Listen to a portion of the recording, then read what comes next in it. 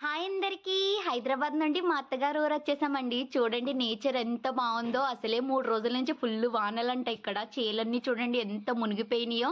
Climate కూడా చాలా బావుంది కదా!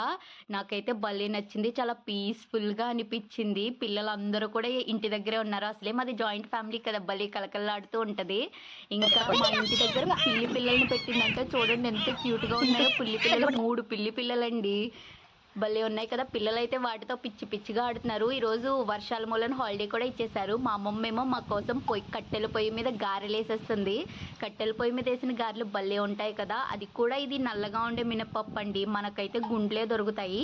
ఈ మినపప్పుతో చేసిన వడలు చాలా బావుంటాయి. పొయ్యి మీద వేసినవి ఇంకా టేస్టీగా ఉంటాయి కదా!